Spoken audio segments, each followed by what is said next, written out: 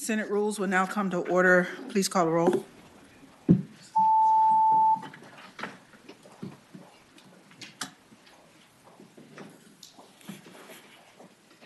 You have a quorum, Madam Chair. Thank you, Madam Clerk. Delegates, what we're going to do here is I'm going to have bills that are going to be taken up in a block. And those will be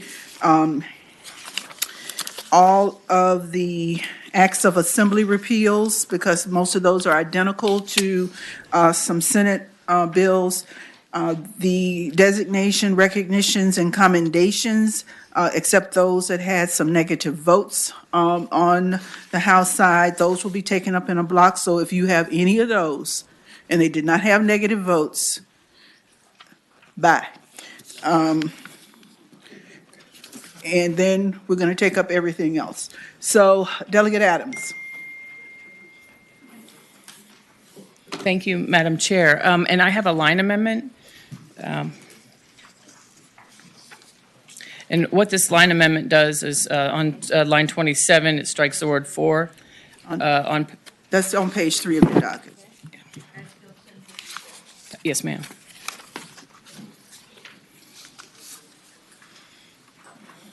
On line 27, it strikes the word "for" and inserts 3. On line 30, it strikes the word "to" and inserts 3.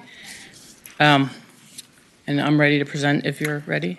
If we could adopt those amendments. Yes, ma'am. So moved, Madam Chair. Second. Moved and seconded that the amendments be adopted. All those in favor, please say aye. Aye. Any opposition? Those amendments are adopted. Thank you, Madam Chair. Members of the committee, HB 1056 seeks to establish a unique commission made up of legislative members, executive branch leaders, and private sector experts to make policy recommendations guided by the conceptual framework of the social determinants of health, which reflect the economic and social conditions that influence individual and group differences in quality of life and health. And that to address this in a multifactorial issues, infrastructure issues across the Commonwealth. This is not a health care bill.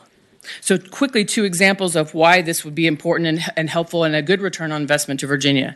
As a society, we're getting older, living longer, experiencing chronic diseases earlier, and having them longer. We have increasing levels of autism on one end of the spectrum and epidemic levels of dementia, and yet we have no infrastructure to support this, to successfully age in place, and we are faced with a near inevitable future of state-supported Medicaid and nursing homes. Without a more comprehensive plan through policy, we will bankrupt ourselves individually and collectively. A second present issue and a second example is that as we seek true criminal justice reform and the release of thousands of housed within the prison system, we must prepare for them to be successful and to transition into their own residence with jobs and transportation and active access to food and access to health care. The success of our constituents will be largely dependent on the decisions we make to make policies towards these ends, towards large infrastructure change that with a more holistic lens, or if we don't. And that is the purpose of this commission. Are there questions to the delegate? Those here in support of House Bill 1056? Madam Chair, Andrew Lamar on behalf of the Virginia Nurses Association. We support the bill and appreciate the delegate bringing it. Thank you. Anyone here in opposition? Madam Chair. Senator Martin. Madam Chair, I see that you have a budget amendment. Is it in the House budget? Yes, sir. Okay. Other questions? We have House Bill 1056. Recommend the bill be reported as amended. Second. It's been moved and seconded House Bill 1056 be reported as amended. All those in favor, please indicate your support or opposition. Ayes 10, no 0. Ayes 10, no 0. That bill is reported. Thank you, Madam Chair. Thank you. Delegate Bagby. Oh, he's one of the ones in the block. Okay. Delegate Robinson. No, ma'am. Okay. Well, good thing I didn't leave. I was just told I could. So how are y'all today? So this House Joint Resolution 108 is declaring 2020 the year of the eye exam. Then you should be in the block. Because it was, yeah, it went through unanimously. Yeah.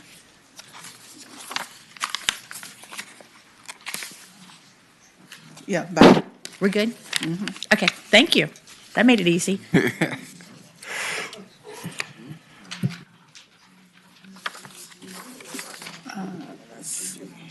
Oh, thank Well, let's you take up the so ones that are in the block. much. Thank you. All the ones, acts of assembly repeals, that will be HB 857, Josh Coles, segregated accommodation and segregation districts for residences, HB 914, Delegate Jones, segregation and transportation repeals, certain acts. And all of these had related legislation in the Senate that passed unanimously. In the Senate, HB 1325, Bagby Racial Inequity repeals numerous obsolete and discriminatory acts. HB 1521, McQuinn Central State Colony repeals various chapters relating to establishments. And HB 1638, Askew Institutional Racism, Racial Segregation and Discrimination. Again, all of these had related legislation in the Senate that passed the Senate unanimously. Moved and seconded that those bills be passed in the block. All in favor, please vote on the board.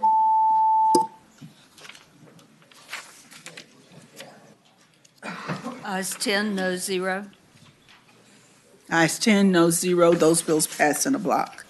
If we will move to commending, no designations, recognition, and commendations, with the exception of HJ 10, HJ 85, HJ 91, and HJ 136. I think we can take all the others in a block unless you want to remove HJ 6 and HJ 7. I think we can take all the others in a block. Okay, HJ 6, 7, 10, 85, 91, and 136.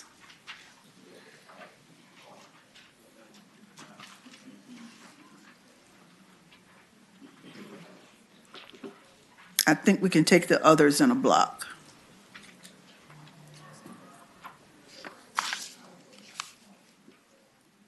Madam Chair, can I ask a question about HJ 272? Isn't that commending a business? Have we done that? Which one? HJ 272. She asked that that one be stricken. Okay. Page 8. We'll just take it out and come back to it.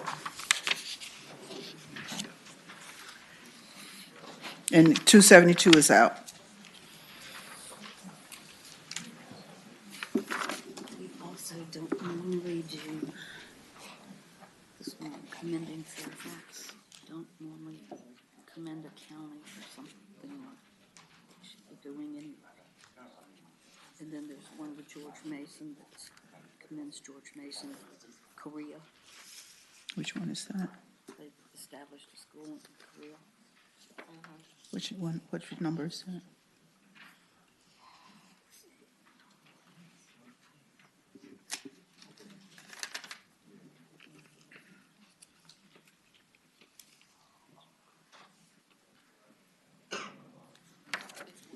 It's 112, yeah.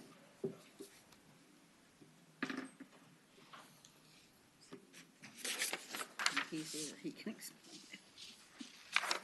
Okay, we'll take out 12. 112 and 207.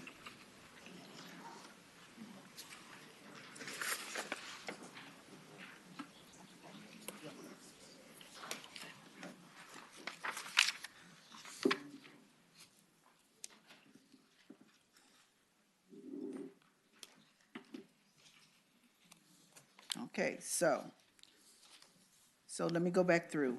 112, SJ 112, HJ 6, HJ 7, HJ 10, HJ 85, HJ 91, HJ 136, HJ 207, HJ 272.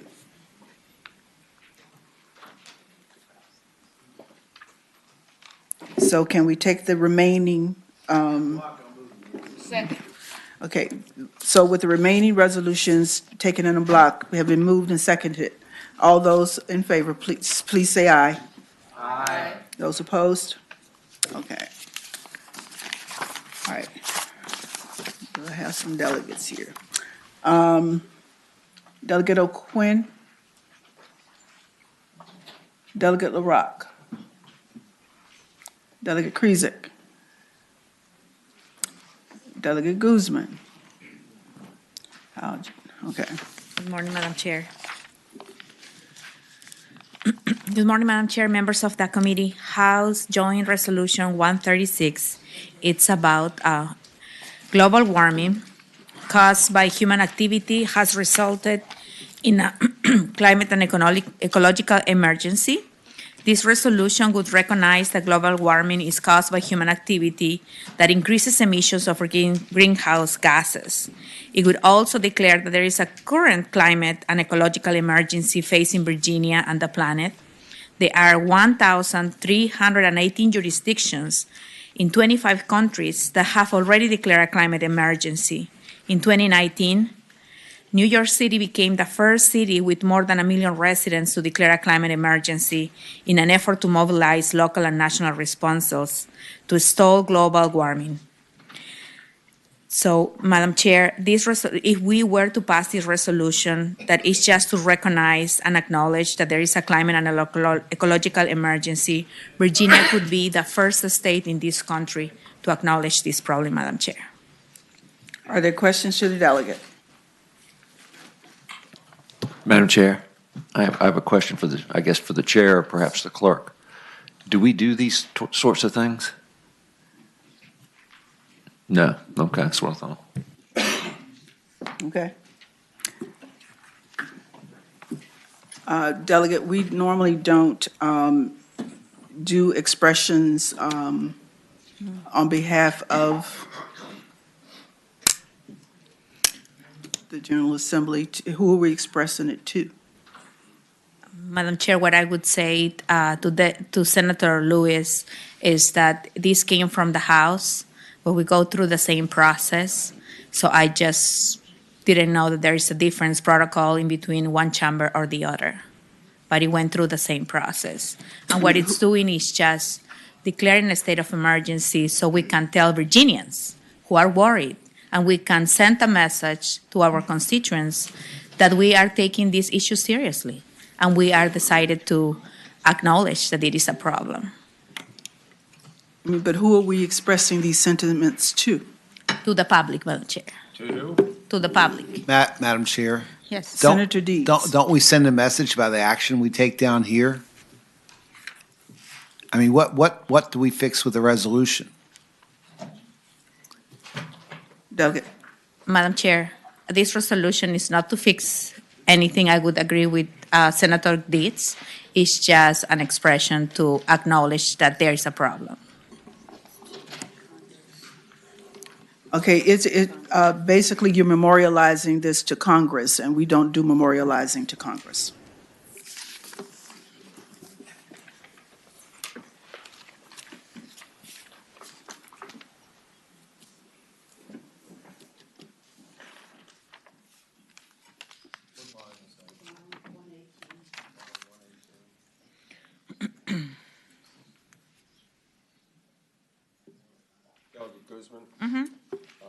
Senator Sasslaw.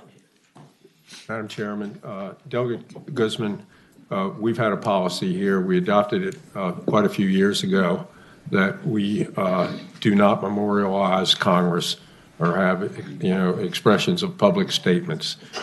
If you want to put it in legislation, but we don't memorialize Congress to do anything anymore.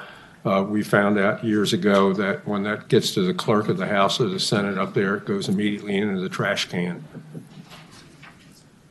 Okay?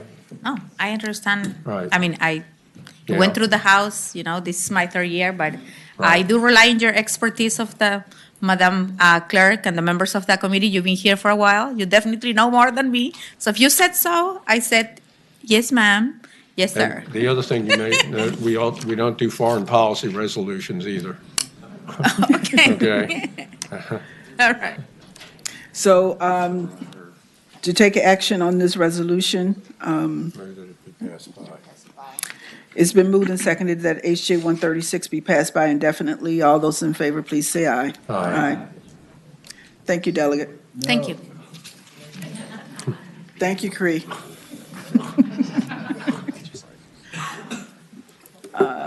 Delegate LaRock, Delegate Krizik. Thank you, Madam Chair. You have House Bill 1424 Yes. So House Bill 1420, on page 3. this is the bill that's the cognate to Senator Hashmi's bill. It establishes the revolutionary semi. I believe you have a substitute. Move the substitute. Moved and seconded that the substitute be adopted. All those in favor, please say aye. Aye. Those opposed? Okay. So what this does is it sets up the semi-quincentennial. In a couple years, in 2026, we will have the big 250th anniversary of our nation.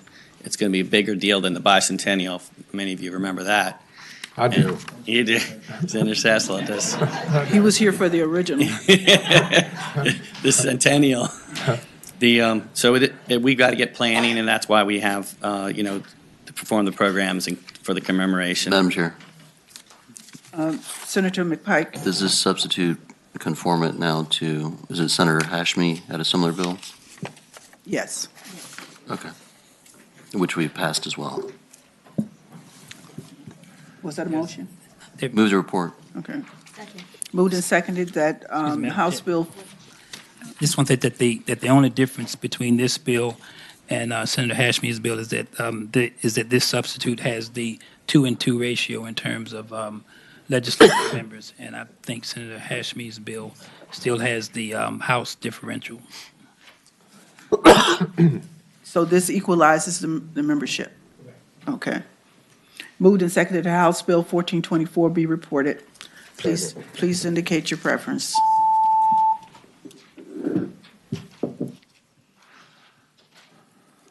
Ayes 11, no 0. Ayes 11, no 0. That bill's reported. Thank you, Thank Madam you. Chairman. Thank you, committee. Delegate Tyler.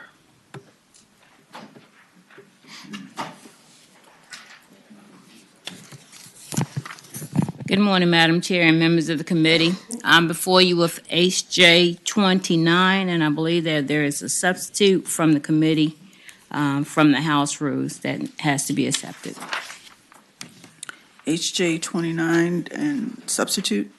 No substitute? Okay, well, we good then. All righty, thank you. HJ 29 is presented on the behalf of the National Coalition of Public Safety Officers who represent the correctional officers here in the Commonwealth. And basically, due to the shortage of the correctional officers and the staffing levels and the complaint of the conditions of the facilities, basically, House Joint 29 is a resolution that establishes a 10-member joint committee on the House Committee on Health, Welfare and Institution, the House Committee on Public Safety, and the Senate Committee on Rehabilitation and Social Services to study the staffing level, the employment conditions, and compensations at the Virginia Department of Corrections. After this study will be completed by November the 30th, 2020, and it reports its findings and recommendations to no later than the first day of the 2021 session to the General Assembly. And at the appropriate time, I do have the president of the National Coalition of Public Safety Office, should you have any questions. Madam Chair. Senator Morrison. Thank you. Madam Chair, I think 2-3 years ago, Senator Hanger and myself co-chaired a committee to look into working conditions and submit a report to the Department on the Department of Corrections. And I don't know if this is duplicative of that effort or not. I don't know what I can't remember, whether the scope was different, but there was a report submitted. And it was a Senate-only effort. I can't answer that. Does anybody know the answer to that? And I don't know the answer, Senator. What's the, do you know the And answer? this is the national, this is Donna Bella.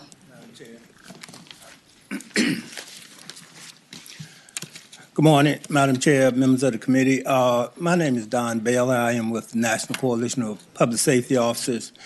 And I was a part of that 2014 commission that looked at these conditions.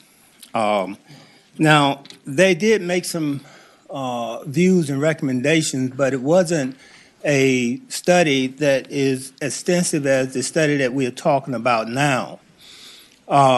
There were some recommendations as well that came from that. However, most of those recommendations were never acted upon. Since that time, the conditions that we were talking about, many of which were never considered by that particular commission, have worsened and deepened. This year, in 2019 alone, these conditions has forced more than 1,590 correctional officers to separate from the Department of Corrections.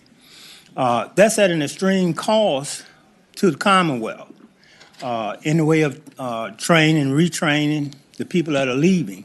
To the point in 1 year, we're talking about $29,800,000 just in retraining costs alone. So this particular commission is designed to look at all the conditions that are fueling the turnover and the mass exit that we see of the correctional officers departing this agency. Thank you. Any further questions? Anyone? Madam Chair, Senator McPike. just in relation to proportionality of appointments. That was going to be my next question. All right, I yield back to you, Madam Chair. Madam Delegate? It just came from the recommendation of the House Rules. They did change the makeup of the commission from 11 to 10 members. And who are those members? Let me read them. 2 members of the House Committee on Health, Welfare, and Institution to be appointed. Also, 2 members of the House Committee on Public Safety. Also, 1 member of the Senate Committee, and I guess that might be the problem right there. I think that might be a problem. And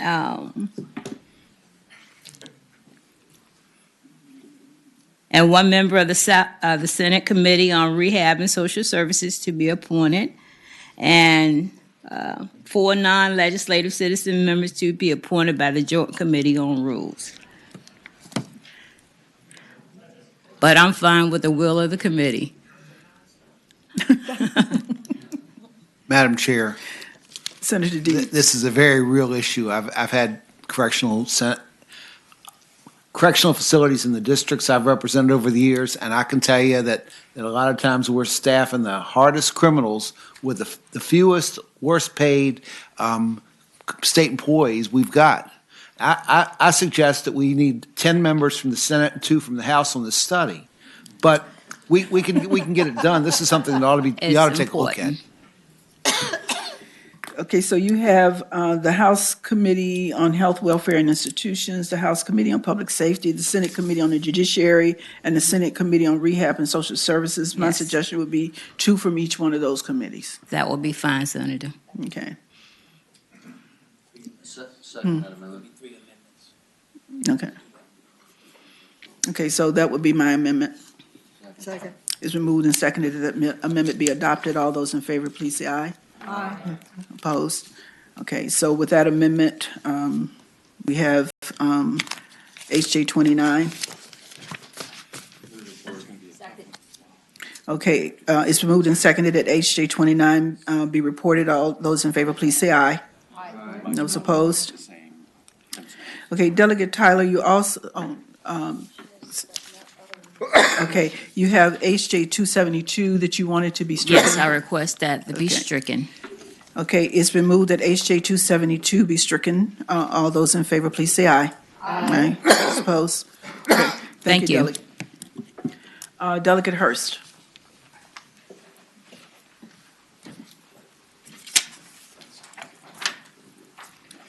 Thank you, Madam Chair, members of the committee.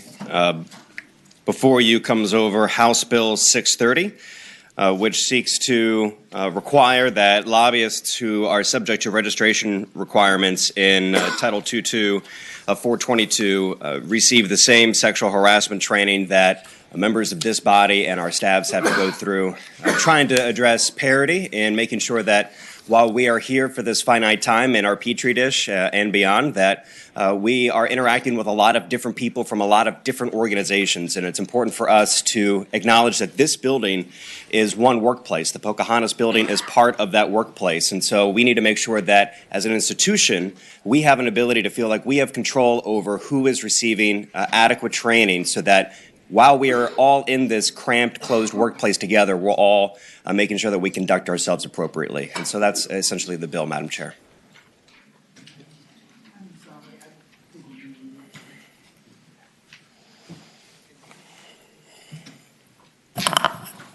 Madam Chair, Senator Peters. I have just a couple questions. Do we require any other training for registered lobbyists? For example, a quiz on the state constitution or anything like that? Madam Chair, Senator Peterson, not that I know of, all of the registration requirements that are issued are already there in Article 422. Okay, further question. Senator Peterson. So if somebody wants to come down, let's say they have a client that has an issue and they want to come down and meet with myself or Senator Deeds or Senator Lucas, and they register as a lobbyist and it's a one-time issue. Does this mean they have to go through this training before they can appear and speak to us? Madam Chair, to the Senator, it would not necessarily require them to have to take the training before they meet with you, but if they are going to be registered, that yes, they would, in the period of time that's designated in the bill, that they shall get a certificate by the time that they, once every 2 calendar years, complete the training provided by the Office of the Clerk of the House of Delegates or the Clerk of the Senate. Further question. Senator Peterson. What happens if they don't take the training? Madam Chair, to the Senator, I would say that if they don't take the training, then if they continue to re-register in subsequent years, it would be a matter of them being in conflict with the law.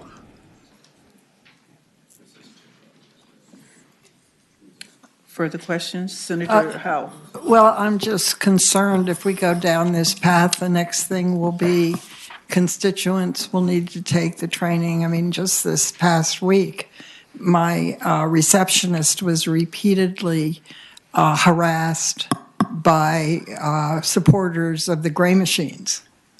Should they have to have taken the training?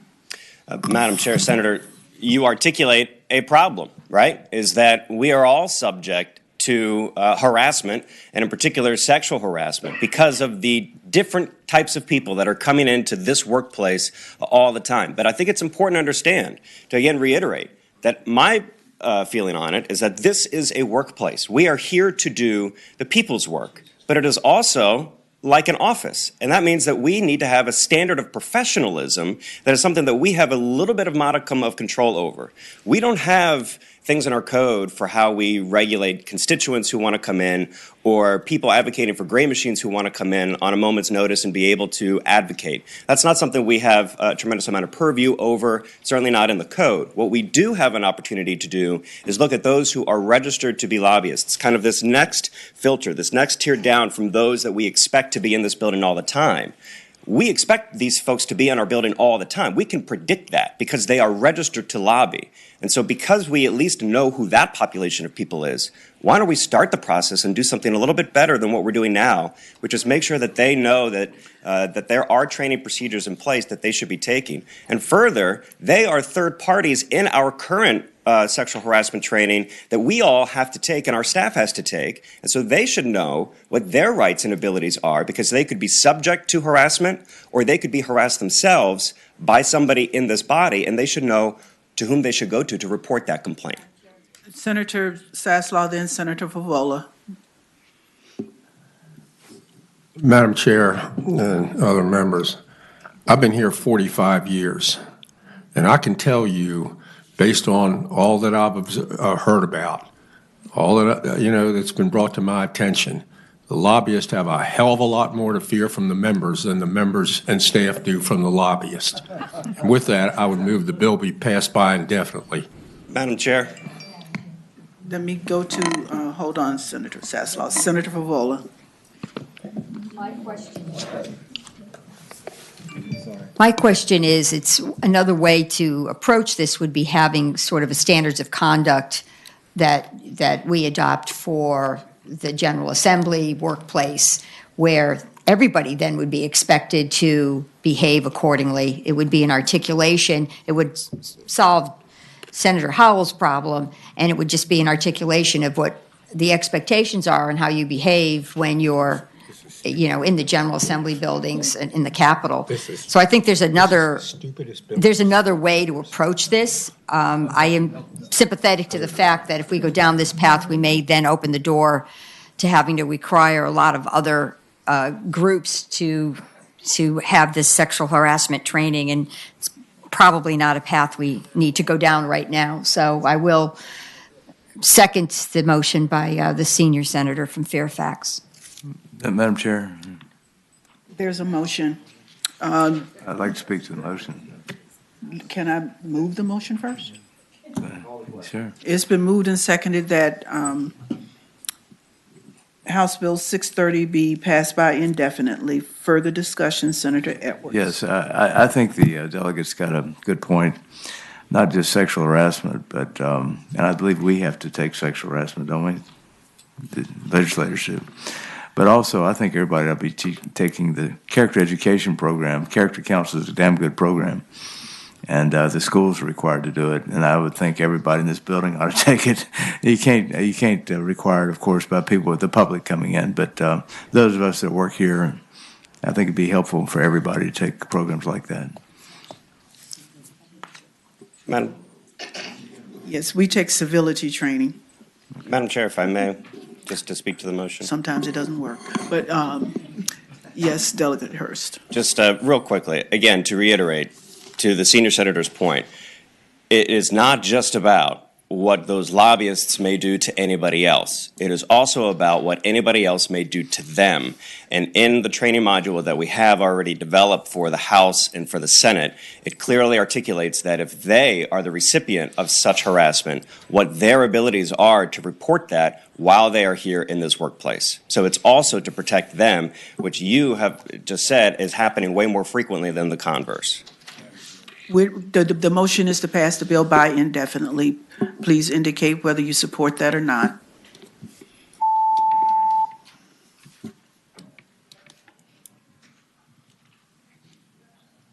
Thank you, Madam Chair, members of the committee. Those two. Ayes 10, noes 2. That bill is passed by indefinitely. Delegate Simons.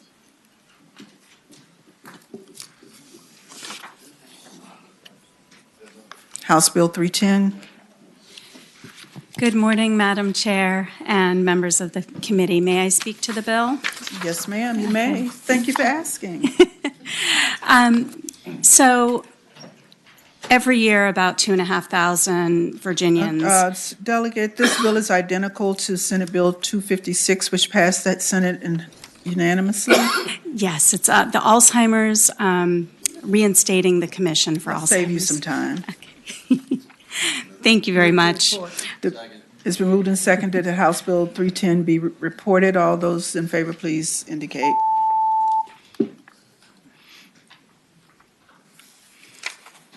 Ayes 13, no 0. Ayes 13, no 0. That bill's reported. Thank you very much, Thank you. Senator and members Okay. of the committee. Delegate Rum. You have HJ 104. Oh, I'm sorry.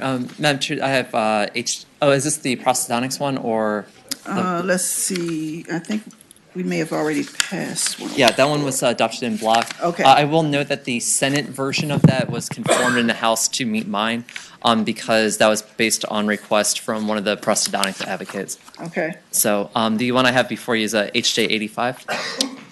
HJ 85.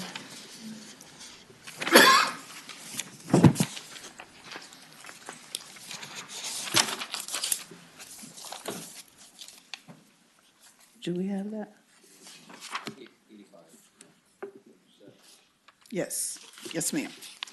Thank you, Madam Chair, and to the members of the committee. HJ 75 or HJ 85 designates November 20th as Transgender Day of Remembrance this year and each succeeding year thereafter. And the whole point of this is that this is a national thing that's been done since 1999.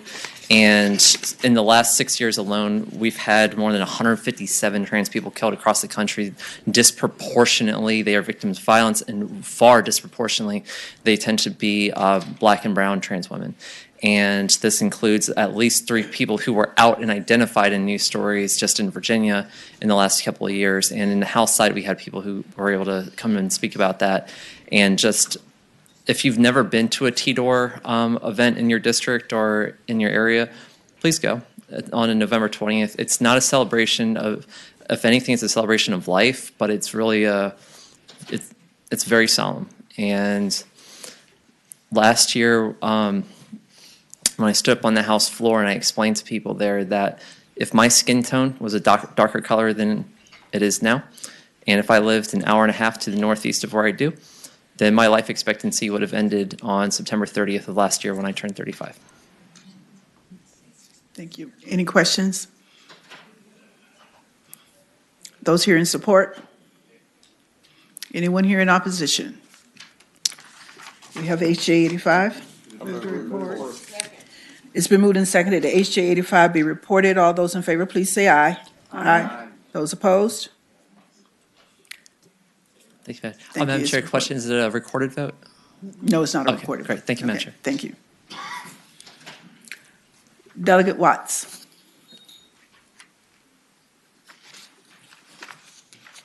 Thank you, Madam Chairman. First of all, I will say, if I may speak to the bill before you, which is House Bill 553, that I was particularly appreciative of the discussion on the previous bill from Delegate Hurst, as it underscored the first thing I would bring to your attention about House Bill 553 is that it has a reenactment clause. I first pulled together the elements of this bill a little over 2 years ago, working and talking, as I usually do my homework, with a number of individuals, including the clerk of the Senate, to try to understand exactly what our policies were on harassment. Not having been here quite as long as Senator Sasslaw, but almost, I certainly, the bill before you is an attempt to lay out an outline of what I hope we will consider in the same way that we have been involved in considering a number of years ago our financial disclosures. And then just a few years ago, we took 2 years to look at what was appropriate as far as conflict of interest in gifts, those issues that were raised by some of the unfortunate circumstances of some court cases.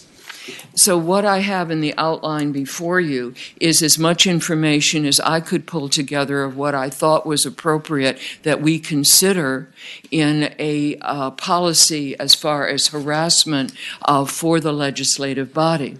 And I would bring a couple of things to your attention. One, it does involve all protected classes. Two, it does involve trying to define what is our official duties. If I may digress for just a moment, I'm certainly aware that as an elected official, I have a protection that I did not enjoy when I was here as a legislative aide. That as soon as I had the title, there were certain things that no longer I had to worry about. But as a legislative aide, I did not have that protection. So that my awareness of what happens in this body is broader because of that. But I'm also aware that now that I have the title, that individuals who come to me are in a supplicant role. They want very much that I will understand the issue that they have brought to me. So I have a certain, unfortunate now, power over them, even as a woman, that I could go beyond what might be appropriate in my dealings with them. But I will also say that it is comprehensive because I am painfully aware, as a member of the House, that had information been more widely exposed, it was known, but it wasn't exposed, we wouldn't have gone through the embarrassment of someone rising to the very distinguished role of Speaker of the House only to have this information come forward. And while it was known fairly widely that a number of people with business before the legislature had experienced inappropriate activity. So that this breadth, I think, needs to be addressed. And then finally, what I would emphasize, particularly over this last several years, perhaps is best expressed by, I was quite taken when I was trying to get some information about Newport News shipbuilding because we were going to be in a tour, and very readily up on the website came information for anyone dealing with Newport News shipbuilding as to what they might do should there be any issues about harassment, and there was a public notice. And that kind of public notice, I think, is also appropriate in all of this back and forth of relationships that we have in our official duties as we carry them out in this legislature. So that if I would Senator again end Peterson. with, I hope that it will Senator Peterson has a question. have an extended life. Madam Chair, and first of all, I thank the delegate for pointing out that this is has a reenactment clause, and also pointing out, and I think this is obvious, that once you're elected, you're entitled to sit here. You don't have to take a training course. Once you're elected, the voters have put you here, and nobody can remove you. There's no training course. Believe me, I wish there was. Maybe even for a lot of people. I think, including myself, by the way, if you look at the workplace harassment definition, delegate, you've said that workplace harassment, which is what you're getting at here, not sexual harassment, workplace harassment, is hostility or aversion towards a person on the basis of race, sex, color, national origin, religion, sexual orientation, gender identity, age, veteran status, political affiliation, genetics, or disability. So, I mean, if you show an aversion to somebody because, say, for example, they're in a differing political party or they have a differing position on an issue, maybe you refuse to meet with them, maybe you're rude to them, maybe they're rude back to you, you would presumably be in violation of this policy. And I think there's some First Amendment issues with what you stated here. You know, this is, Delegate Hurst said that this is a petri dish in terms of harassment and that type of issue. And I agree. It's also a petri dish in terms of the First Amendment with people expressing opinions, hostility. Senator Saslaw and I were going at it yesterday. He showed aversion to me. I showed aversion to him. I guess the question becomes, at what point do people just, get to be themselves, not in the sense that they're sexually harassing, because that's not what this is about anymore, but just by showing hostility to people. Obviously, the voters can remove them at any point. It seems to be a very broad definition. That's my question. Madam Chairman, responding to Senator Peterson, this language, I believe, was drawn from the Department of Human Services wording that applies to all employees on the executive branch. Further question. That's why the reenactment clause is very important as we look at Further its question. applicability. Senator Peterson. And you realize that in a professional capacity, for example, in the state agency like VDOT or DHRM, or they need to be able to manage a workplace where they can't have Republicans and Democrats at each other's throats. I get that. But here, that's kind of what we do. I mean, having political, communication, sometimes which rise to a level of hostility, That's somewhat endemic to the legislative process. I don't think that's appropriate to sort of cut and paste that definition into what we do. I'm just laying that out as a marker. Again, I understand this as a reenactment clause, but I'm just putting down that marker. Okay, rather than continue the discussion there, do you have information in your bill that references the executive branch? It is my understanding, Madam Chairman, that there is an amendment that has been proposed, and I think that's an appropriate amendment. Okay. Madam Chair, there are 4 amendments, and they take out any reference to DHRM or the Division of Human Rights, anything referring to the executive branch. Okay, let me go if you would distribute those amendments. And then I have a recommendation. Move the amendments. The amendments have been moved. Second. Moved and seconded that we adopt the amendments referencing the executive branch. All those in favor, please say aye. Aye. Those opposed? Delegate Watts, my recommendation would be that rather than adopt this at this time, that we would send this to joint rules to take a look at over the interim. All right. And then take a look at it maybe next year. Madam Chairman, this is the kind of progress deliberate progress that I think needs to go forward. This bill was first drafted 2 years ago and only went to actually didn't move forward. So that I really appreciate that as a acknowledgement of our responsibility to look at these issues. I wouldn't make the motion as the chair. Someone else can make the motion. Okay, it's been moved and seconded that HB 583, is it 5? I can't read, 553, be sent to, do we do that, do it that way? Huh? Oh, yes, actually, the motion would be to be passed by indefinitely with a letter to joint rules. That would be the motion. You do not carry over on the Senate side. I understand. Thank you. If we carry it over, can it be carried over with a letter? Or it has to be passed by indefinitely with a letter? I think we carried over with a letter. It's discouraged. We carried over with a letter. Okay, so the motion would be to carry over and send a letter to joint rules to study the issue. Okay, that's the motion. Okay, moved and seconded that House Bill 553 be carried over to the 2021 session with a letter to joint rules. All those in favor of that motion, please indicate.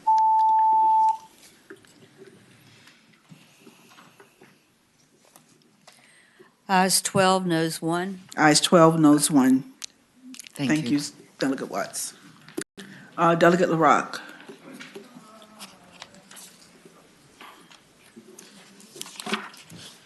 Thank you, Madam Chair, members of the committee. Not sure exactly how to present my bill. It's probably rather self-explanatory.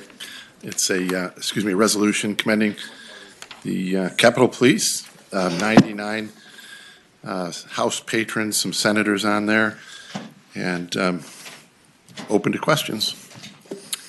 Okay, this is commending the Division of the Capitol Police and related to SJ 119, 254, and SR 34.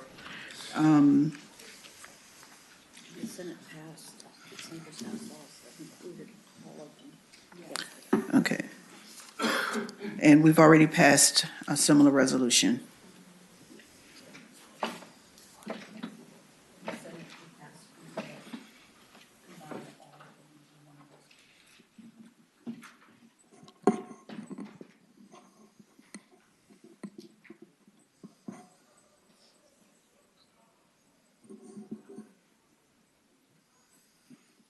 And Senator Saslaw's resolution included Capitol Police, Richmond Police Department, and State Police.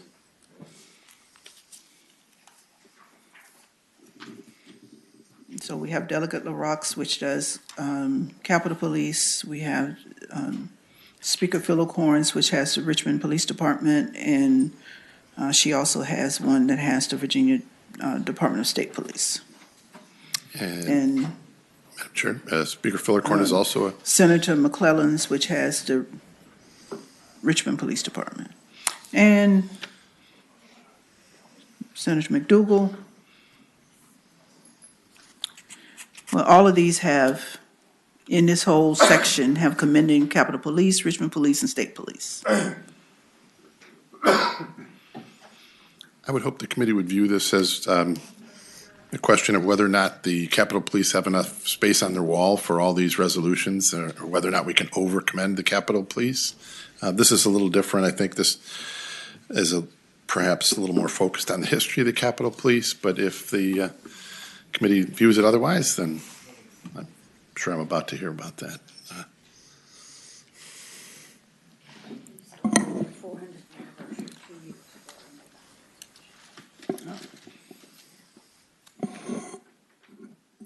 Okay, they received a resolution 2 years ago for their 400 years of service.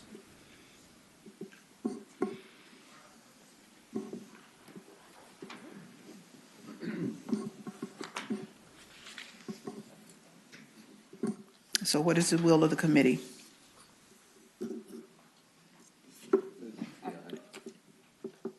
Madam Chair, I have a question. It's, Senator Favola. so if we pass this and we have these separate resolutions, at some point, is there any mechanism for consolidating all of them? I'm trying to figure out what that mechanism would be. Because we have 1, 2, 3, 4. You would do that in this committee, but the one yesterday covered everything basically that all of these do. And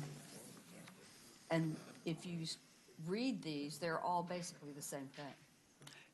Madam Chair. So why don't we Senator PBI this then? Howe. I believe I heard you to say that this is 2 years late because it's the 402nd, not the 400th. And on the 400th, we did a resolution commending their 400 years. So my question is, what's the point? I would say to the senator, the resolution, I think, speaks for itself. If we don't want to over-commend the Capitol Police, then I'm sure the committee will communicate that to me. Again, 99 patrons from the House saw fit to move this forward. If the Senate doesn't, Rules Committee doesn't agree with that, I'm certainly willing to accept that. Madam Chair. Senator Howe. I don't think the issue is whether or not we appreciate and wish to commend the Capitol Police. It's a matter of timing and redundancy. The other ones are different. They're specific about what Capitol Police did this session. Yours is about 400 years, but it's actually been 402 years.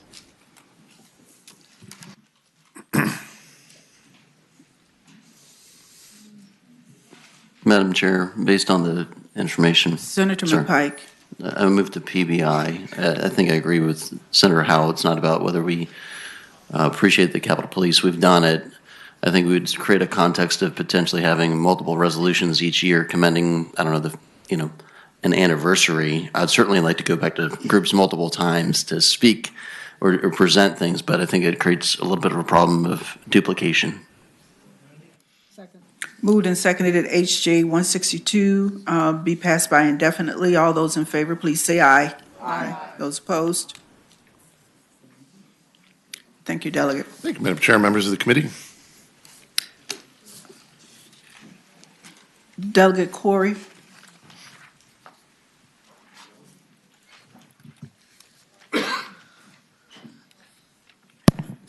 Thank you, Madam Chair.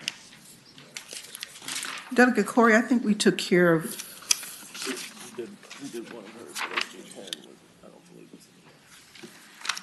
Let's see, HJ 10.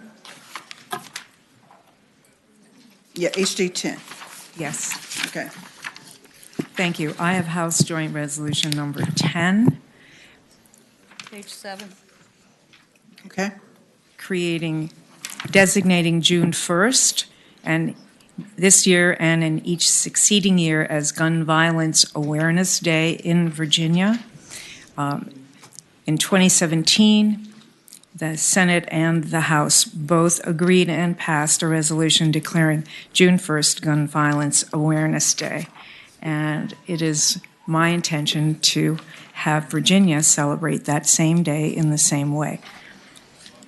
I don't think you need me to read to you all the problems that we've been having in our state and the number of people killed and or injured with guns. So suffice it to say that I do believe that we need to have such a day in Virginia.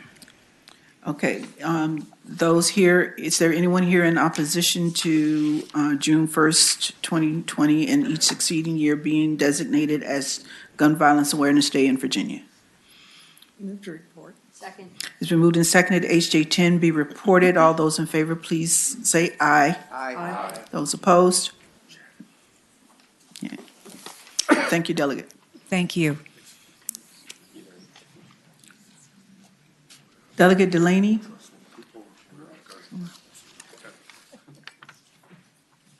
Good morning, Madam Chair. You have HJ 207. I do. This commends Fairfax County's leadership on solar program within the county. I think the issue is we don't normally commend counties.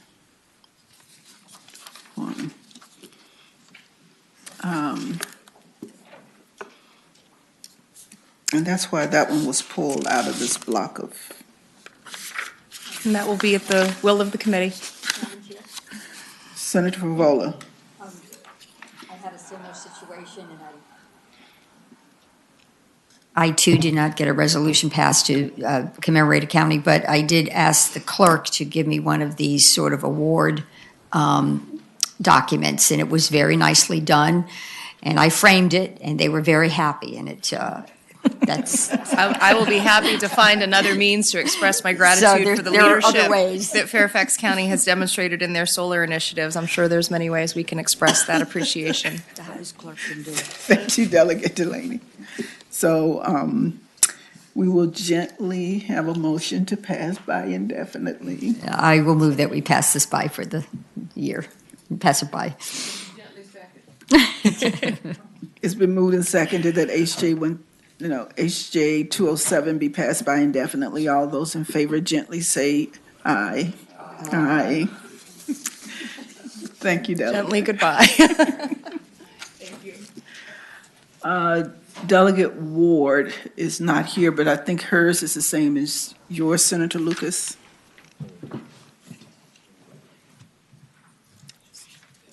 Oh, She is the same as you. Yes, Delegate Juwan Ward's bill is, Madam. I'm sorry, Madam Chair, my mic was having some difficulty coming on. Yes, Madam Chair, Delegate Ward's bill is very similar in nature to the bill that I have on that same topic, but I think they need to be conformed if hers does not include the section that permits the commission to forward their recommendations back to the legislature. So they do have to be conformed. Yes. And I so move. Moved and seconded that House Bill 1406 be conformed to Senate Bill 612. All those in favor, please say aye. Aye. Those opposed? Okay, so with that being conformed, Senator Lucas? I move the bill pass as conformed. Okay, it's been moved and seconded that House Bill 1406 be reported as amended. All those in favor, please indicate.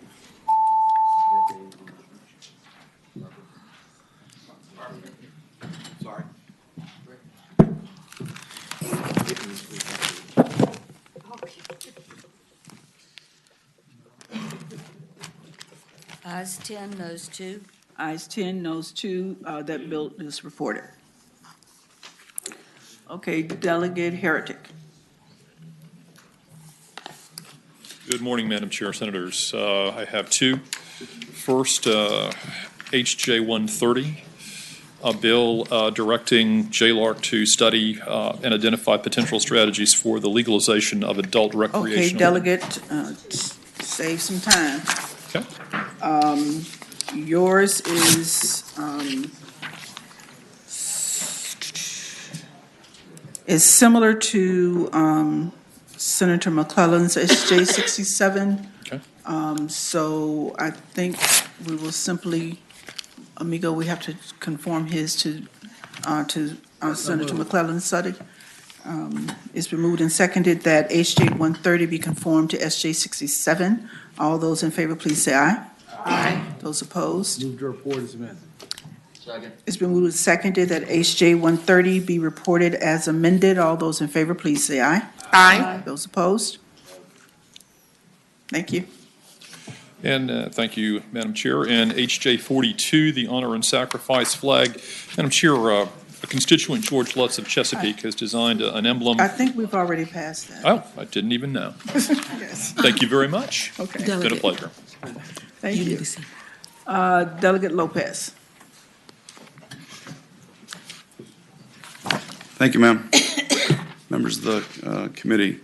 HJ 91 is what I like to call the welcoming resolution. It reaffirms the Commonwealth's commitment to diversity and safeguarding the civil rights and dignity of all Virginians. In recent years, there's been a sense of uncertainty and fear among many minority communities, including in our neck of the woods in Northern Virginia, with the increase in hate crimes happening across the country. There's literally been a there you had 7,100 victims of hate crimes in 2015, 5,800 incidents, and in just 3 years difference, you have 7,000 incidents and 8,800 victims of hate crimes, including in Northern Virginia that we've seen attacks on mosques, attacks at the JCC in Northern Virginia, attacks at synagogues. After a significant number of conversations with the folks at Dar al-Hijra Mosque, several folks here would know that mosque in the 49th District in Northern Virginia that serves a significant number of the Muslim community. There were real questions about what's going on. What does this mean for Virginia? What does this mean for the United States? What does it mean for their place in this community and this Commonwealth?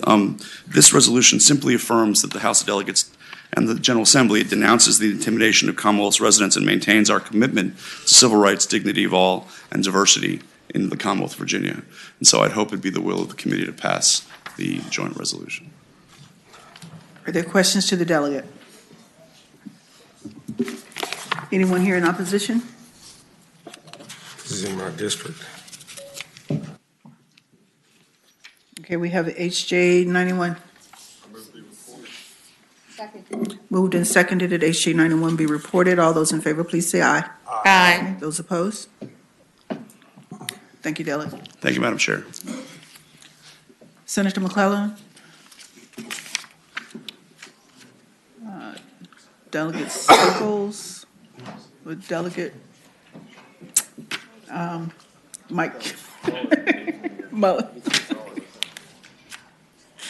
Good morning, Madam Chair. I'm here on behalf of the Speaker for HJR 231, 232, and 254. I'm not sure if you'd like to take those as a block or individually. Do we have any of those things?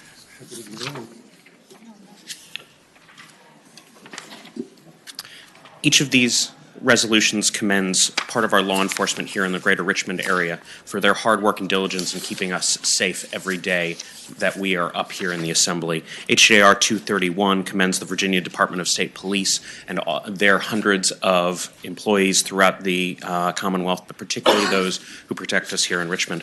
HJR 232 commends the Richmond Police Department and their help back on January 20th for keeping everyone safe during a large rally and making sure that we continue to be able to do the work of the Commonwealth. And HJR 254 commends the Division of the Capitol Police, Colonel Pike, and all of those who work for him for their diligence in making sure that we can continue to legislate 2 months out of a year. Which ones are you doing?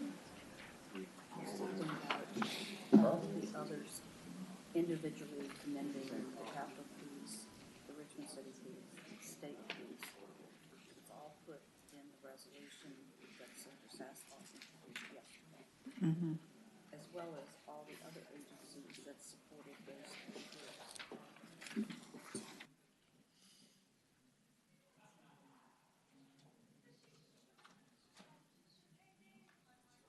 Delegate Mullen, we don't have those resolutions.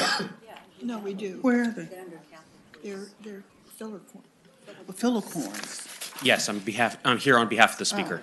Oh, okay. I was told that this body needs a person to be able to physically present them. That was what the speaker's staff was told. Madam Chairman, Senator Howell. I think the issue is that we have already passed a resolution. In front of the Senate is a resolution that recognizes all three of these groups in one resolution, as well as other state agencies and local agencies that were involved that day. These are the speaker's resolutions.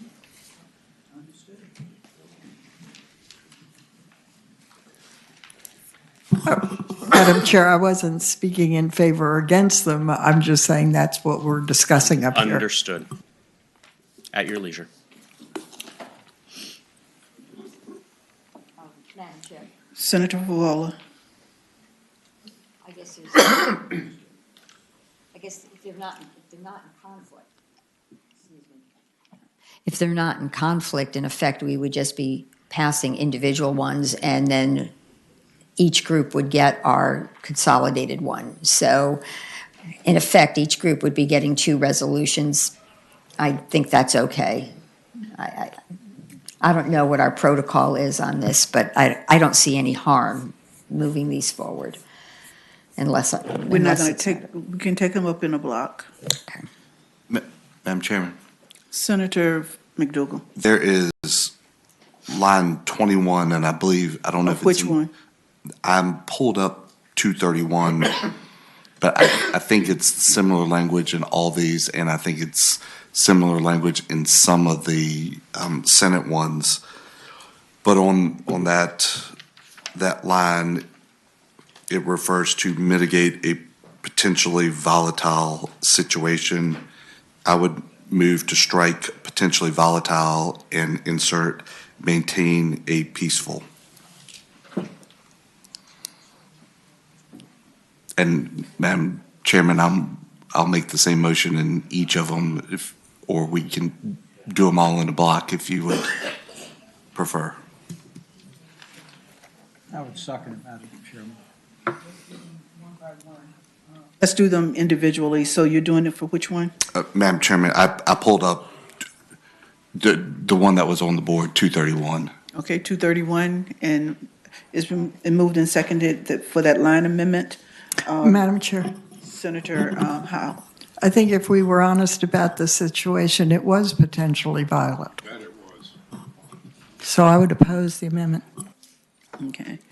All those in favor of that amendment, please say aye. Aye. Those opposed? No. Okay, so we have HJ 231. So all those in favor of that amendment, please say aye. Aye. Those opposed? Okay, so HJ 232.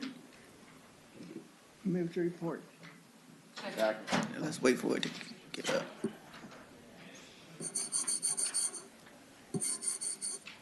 Come on, Hobie, work with me.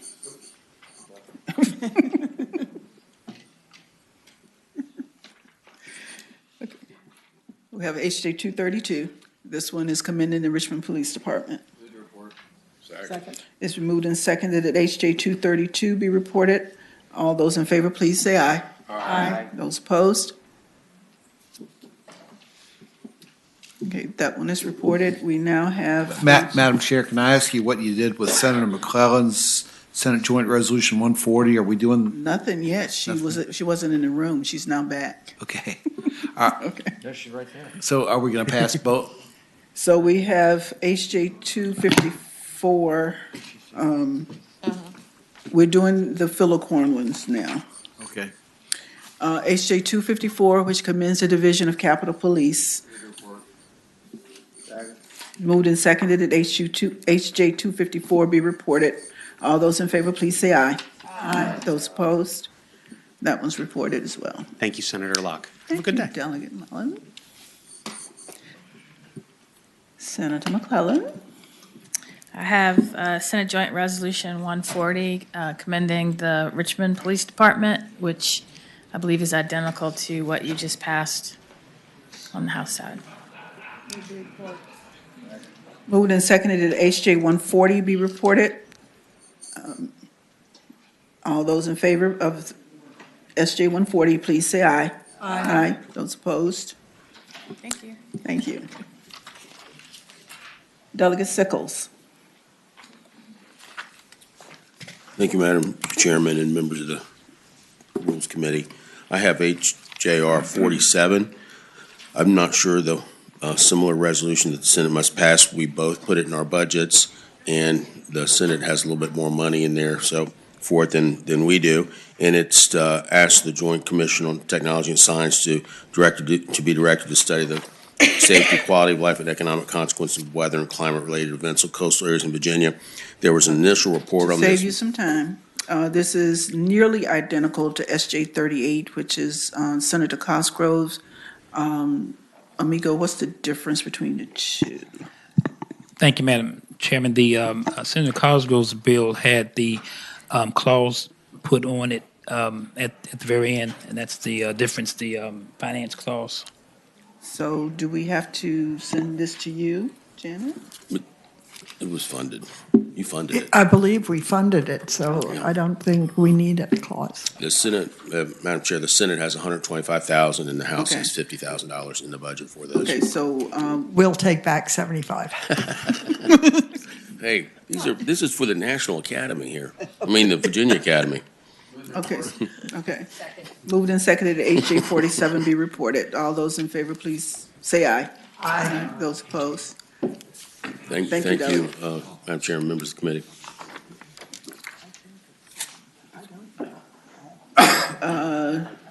Delegate Hodges. And to save you some time. Oh, yes, indeed. I believe, is it? This is identical to SJ 27's. Yes, ma'am. Senator Lewis's, no, yes, Yes, it's ma'am. identical, so. Identical. Yes, ma'am. Need a motion on HJ 102. Moved and seconded that HJ 102 be reported. All those in favor, please say aye. Aye. See how easy that was? It's easy. Okay. Even worked up a sweat getting over here. Thank you. Okay, Have a thank great you. day. Okay, so we have, Delegate Herron is not here. HJ R 100. Yes. Madam Chair, I will present that for her. What the joint resolution does, it establishes a schedule for the conduct of business for the pre-filing period of the 2021 regular session of the General Assembly of Virginia. And Madam Chair, if you like, I will read it to you, lines 8 through 24, but I think the lines 4 through 6 pretty much explains the bill. Madam Chairman. Senator McDougal.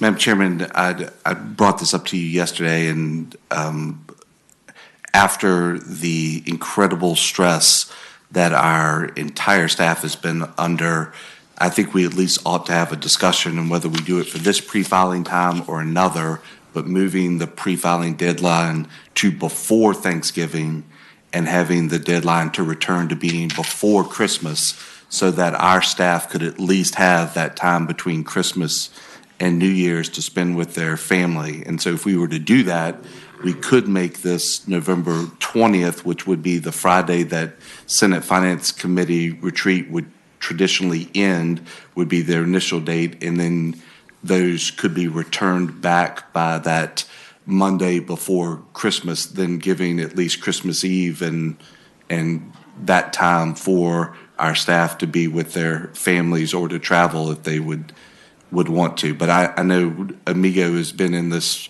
job for a long time, leading it for a short time, and probably has his pulse on the sense of where people would go. So I don't want to throw a wrench into the system, but I really do think we ought to talk about whether we can make the life of our staff a little bit easier through those times.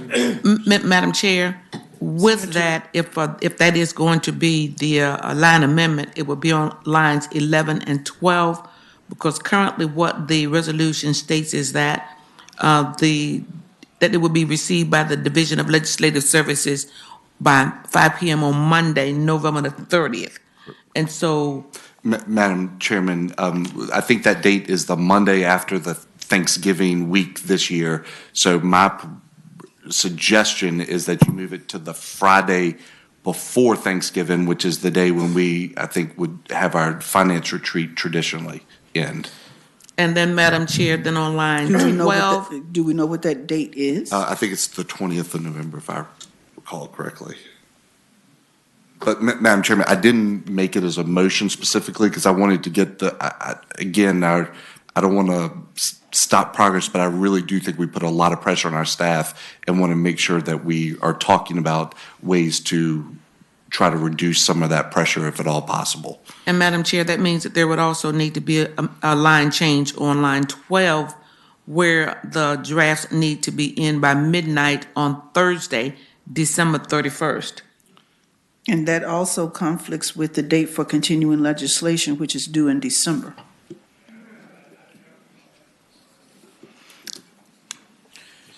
Madam Chair, Senator Peterson.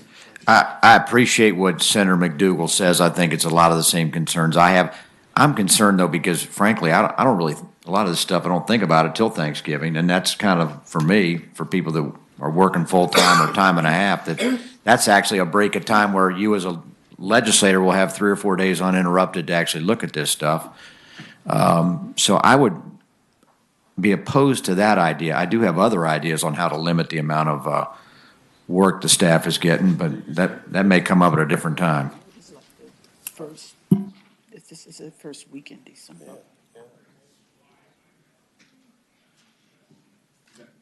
Madam Chairman, I'm happy to make it as a motion, but I really thought that this committee ought to at least discuss the impact. And I understand what Senator Peterson articulated, but we all go traditionally, or at least the vast majority of the 40 of us go on that Thursday and Friday to wherever the Senate Finance Retreat is. We're all together, we're all thinking about things, and that's why I thought having it by that Friday would be a wise decision. If staff is traveling on that week of Thanksgiving, it wouldn't impact their ability to travel, but it still gives them the time frame. And then if you had it returnable by December 21st, they would still have those couple days to be able to spend with their families and travel during that time between that Christmas and New Year's, where I think a lot of the times now staff is working on New Year's Eve, Christmas Eve, and that time frame to try to get everything prepared. But I didn't make it as a motion initially because I thought we'd discuss it, and maybe even if we could ask Mr. Wade if he had opinion, if he thinks that would be helpful or hurtful. I don't want to stop the train, but I did think we needed to have the conversation. But my question would be, what are the implications for, there's another date for acting on continuing legislation that's in December? Madam Chairman, that is, the committees can act up into that time to take up legislation. Most committees will, because there's at least is a notice provision, will have noticed whether they intend to meet prior to this November 20th date. And Madam Chairman, the issue with this is what individuals request to be pre-filed. So if there was a question, they could request that it be pre-filed, and then if the committee didn't take it up, they could withdraw their request, and the staff wouldn't have to draft it. But again, I'm trying to make things easier for our staff, not more difficult, so I don't want to add a challenging layer. Okay, amigo, the ball's in your court. Thank you, Madam Chair. I'm very hesitant to weigh in. I think this is a decision that is really up to you as the legislators. The timing, would be more helpful to staff, but I want to make sure that that's a concern and it's an issue, but it really is something that we want you all to decide. I don't want to put my finger on the scale, and I really think it's a decision for you all to make, and I'm trying to be as sincere as possible. Thank you. Senator Sasslaw.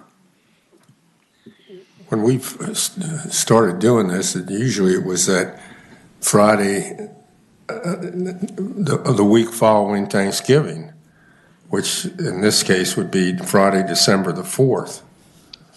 That's when we initially started doing this every year. It seemed to be that first week, that first Friday in December. And that would still give you ample time if everything had to be pre-filed by then. Senator Howell. Just a couple of comments. One, part of the problem has been that legislative services has been understaffed, and both budgets have included money to increase the number of people working there, so that should help. But it seems to me that the day that meets Senator Peterson's point, as well as bringing it forward, would be the Monday after Thanksgiving. Correct. Okay, so That'd be November 30th. what's in the resolution, Senator Lucas? Madam Chairman, that's the day that's currently in the resolution, is that Monday after.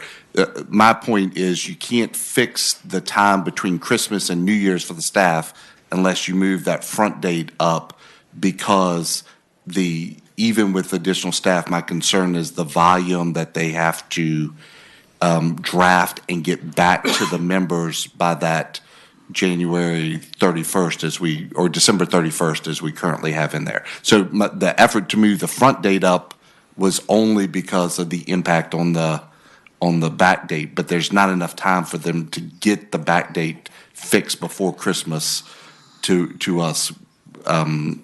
So if we don't want to mess with the front date, then we shouldn't touch the back date. Well, Madam Chair, to respond to your question, the front date right now is 5 p.m. Monday, November 30th. Okay. Senator Norman's waving. Senator Norman. Thank you, Madam Chair. Senator Peterson and I we're noodling down here and kind of following on a collateral issue that Senator Howell brought up. Is another reason that DLS has been just overwhelmed of the incredible number of bills that have been filed, and those of you that have been so kind listening to my railing about the necessity of filing 50 or 60 bills. I know we normally take it up in a procedural resolution, but if we are looking at some form of relief, would this be an appropriate vehicle to address the limitation on the number of bills? Now would be the time. Madam Chairman, I even offer that it's for staff, the issue is not the number of bills you file, it's the number of bills that you request to be drafted. Because even if you choose not to file any of them, if they still have to meet that filing deadline, they have to draft all of those bills. So might I suggest we put in a draft request limit, and you can even make it fairly high, like 50, and I think you would still make some substantial benefit, or you could make it relatively smart, like 25. Okay, we still have members' bills to get to, and I don't have to get to them, and that'll be fine. So Saslaw, and then we need to make a decision on this issue. Saslaw. One of the things that we crank into the equation for the 2021 session is it starts not the 8th like it did this time, it starts the 13th, which, if you went to, let's say, Friday, December the 4th, which gives you that week after Thanksgiving to recollect all of your thoughts and decide what you want to do. And I would agree with Senator McDougal. We probably want to limit the requests that you can make to legislative services. But between, like I said, between the 4th and the 13th, you have 40 days. So it is not quite as jammed up this coming year as it was last year when the earliest we start is the 8th. Further discussion. Madam Chair. Whoever that is, That's Senator Peterson. Peterson. I make a motion that we include a limitation on the number of drafts. I'm going to say 30. I've heard 25. I'll give an extra 5 to accommodate Suravel. Woo! That's still a lot. 30 ain't going to accommodate him. Well, he's going to have to. But I like 30 better. I like 20 better. 150 maybe, but. Okay. I mean, y'all can amend it, but I'd just say 30 drafts at this point. Okay, but we were talking about You won't be this. offended if I say 25? No. Madam Chairman, I would like to amend that to 25. Second. All right, fine. Okay, it's been moved and seconded that we limit the number of drafts. Madam Chair, speaking to the motion. Legislation to 25. Senator McPike. Thank you, Madam Chair. I know we've got a lot to work on, but I would be comfortable with like 35, simply because many times you may have draft requests from constituents that you don't drop the bill because it's not the right solution. And so it takes working with legislative services sometimes to say, this is not a good idea. There's other things that you do work through in the queue, but don't present as a bill. And I would be cautious as to limiting us into 25, 30. If we give a little bit more room, I think the members would be comfortable, just because you have sometimes that you got to work through issues and the legislation is not ready to file. And so you don't use that as a vehicle. And maybe you don't need it. 50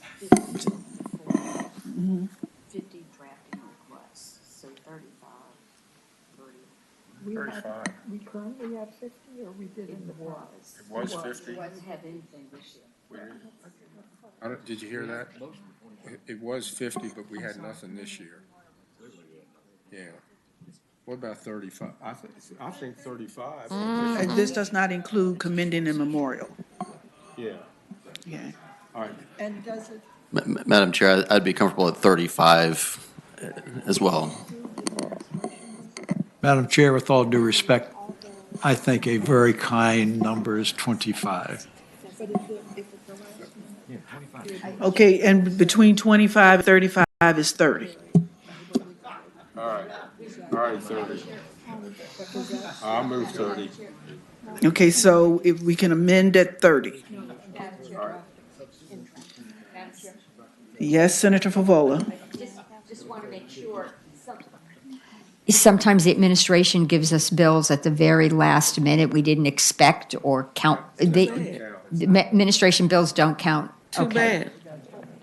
All right. So, and right now, under your proposal of 30, we are not counting resolutions or. Resolutions and. That all counts. Not commending and memorial do not. And administration bills.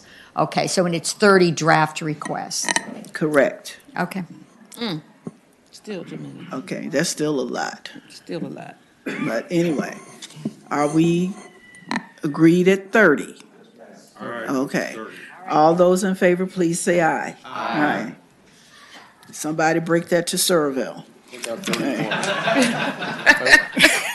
What about 31? Okay, so now, Madam Chairman, I'm going to move to report, but I really thank the committee for thinking this through, because I do think we've put a really big pressure on our staff, and this will do a lot to allow them to be able to actually spend time with their family over the holidays and produce a better work product when they can focus a little more. So move to report. okay, so it's been moved and seconded that HJR 100 be reported. All those in favor, please say aye. Aye. Okay, now, this committee is not meeting again. Madam Chair? So I'm about to go through these. Okay.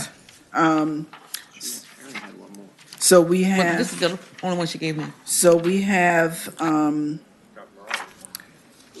Saslaw, we have Peterson, McDougal, and Saslaw. Madam Chair, I think mine will be quick and Okay, go Peterson. okay, this is Senate Joint Resolution number 112. This is commending the GMU Incheon, Korea campus. And this is a campus we established by legislation that we passed 10 years ago. It's over in Incheon, South Korea, it's an island called Songdo. It's thriving. And I need you all to pass this resolution because I'm supposed to present it out there this summer, and I already bought the plane ticket. So I would appreciate you all passing the resolution. Okay, so we didn't commend Fairfax County. Okay, so,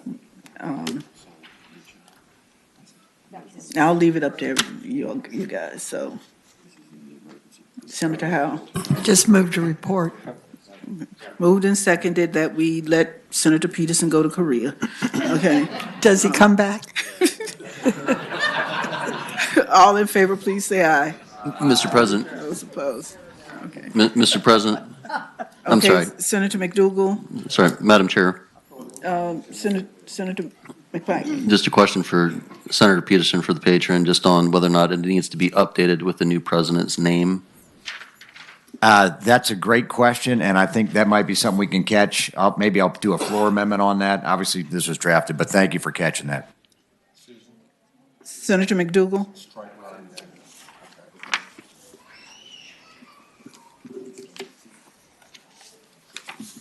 Senator McDougal, Senate Resolution. I'm sorry, I thought 34. I thought you were asking me about that. Madam Chairman, this is, Tommy's phone tells me I don't need to apologize, but Madam Chairman, I had a resolution commending, I think it was not just the Capitol Police, but a number of entities for their performance. My language was different to address the concerns that I have. I realize the committee is going in a different direction, so if you don't, I'm not going to ask that mine be rolled into others. If you want to just leave it here as opposed to doing something if you're not willing to move it forward.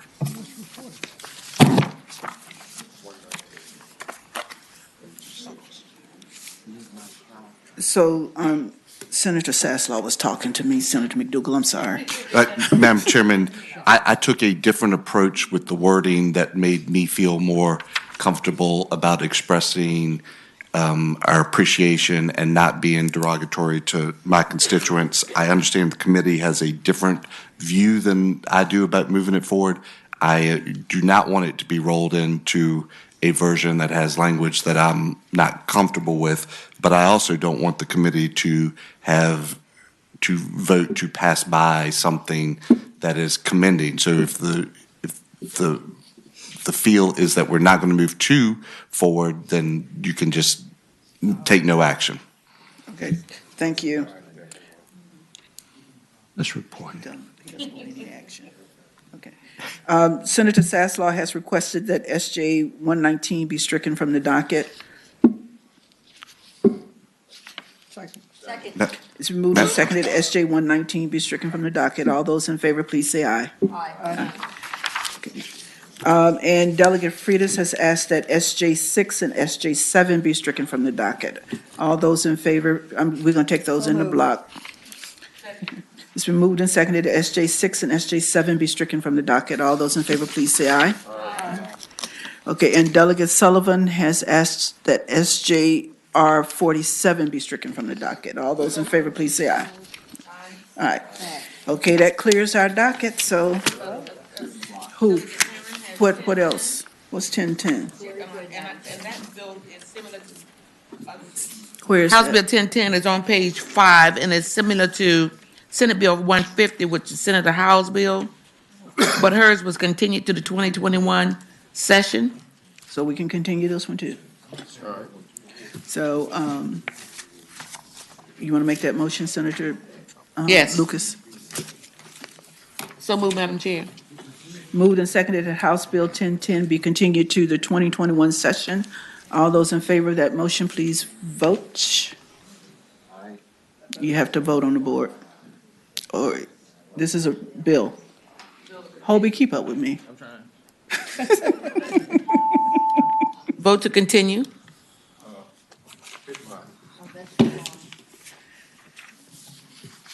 Ayes 14, no 0. Ayes 14, no 0, so. It's not strike, though.